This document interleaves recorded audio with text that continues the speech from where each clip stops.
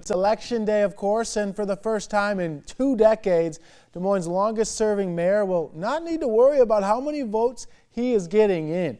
In September, Frank County announced that he would not run for another term as leader of Iowa's largest city. So with that weight off of your shoulders, Mayor Frank County joins us this morning. Thank you so much. Still mayor, and thank you for taking the time to talk a little bit about Election Day. First things first, Mayor, what is it like today knowing that, you know, the stress for getting reelected is gone? Well,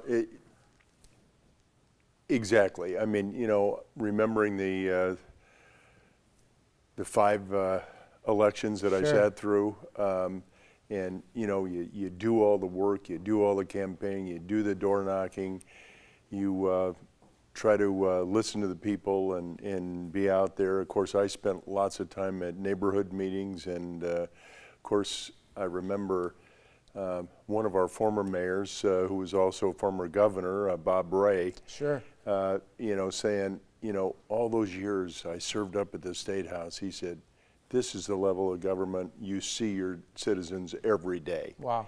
This is government in your face. And he was right.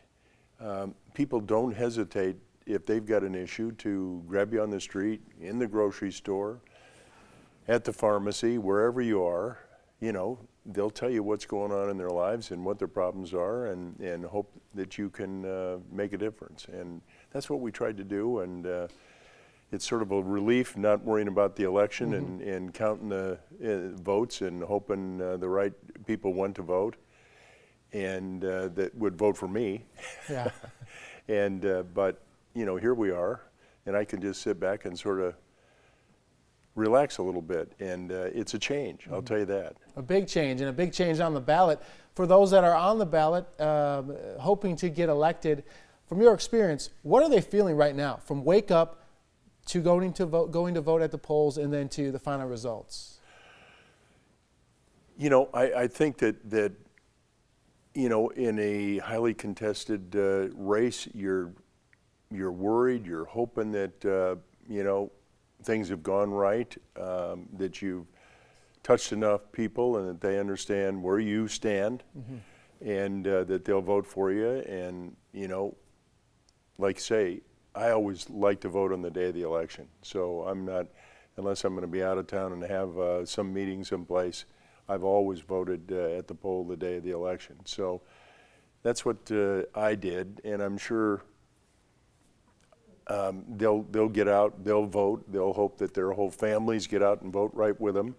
And it's sort of a day, all right, we're done. Let's hope the right conclusion comes, and we'll be happy with it. Yeah, everything out of your control, up to the voters for sure. You said you like to vote in person. Usually we wouldn't know what the current mayor is voting for, but you made your decision public, endorsing Connie Boesen. You know, you had originally said maybe you weren't going to jump in to support a candidate. Was there anything leading up to this particular race where you felt, okay, now I'm going to have to jump in and I will choose to support someone? Listen, when we look at any election, you know, I know both candidates. I've worked with both of them. I, you know, basically look at these issues, and as you're going to be the mayor of the city of Des Moines, we hope that we've got, you know, a leader that can listen to all sides of an issue.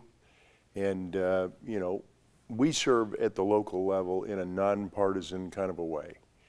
And I think that at least that's how I've handled it.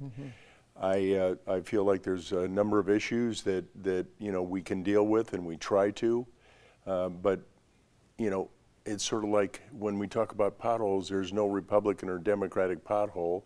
There's certain things, you know, that go on under the Gold Dome that we have no control over, and we have to, you know, be careful and look at those kinds of things, and be a convener, bring our whole group of counselors together and try to do the right thing. And I just felt that one had a little better power at convening and working with others. Sure.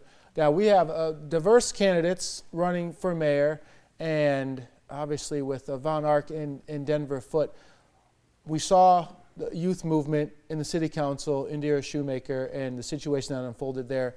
What would you say to maybe that a new generation that's showing interest in politics to be aware of or to understand before you put your name in a candidacy because of the uniqueness of sitting on a city council board? I mean, a lot of people don't think of before they get elected or put their name in. Or even run, yeah. You know, one of the things that I think we all discovered, now I served on boards and commissions before I became mayor. And so I sort of had a sense of, a lot of issues. I served on, actually, just before I came on to the council, I chaired the Planning and Zoning Commission for a number of years.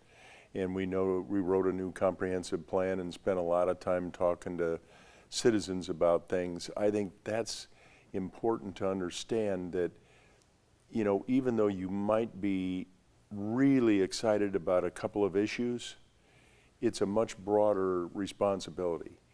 Every day, you know, there's something new. I mean, literally hundreds of issues that will come up, you know, whether it's potholes or whether it's street lights or it's a sidewalk or it's ADA accessibility. Sure. Or it's, you know, how can we work on how transit runs? How do we work on this, that? Where should the new fire station be? Should we do this, do that? And I think that some of the young people don't realize the broad set of issues that you've got to deal with every day. You may run on one or two, but at the end of the day, your citizens, whether it's a ward council person or at large, you've got responsibilities to listen to them and try to meet the needs of your constituents and do it every day. And I think sometimes there are some young people that run on an issue or two, and then when they get in there, they discover, whoa, this is a much different job than I had planned. Yeah, very daunting for sure. Great words of wisdom from Des Moines' longest tenured mayor there. Over the years, look back, maybe one thing that you had time to say, wow, I'm proud that I played a role in this in Des Moines.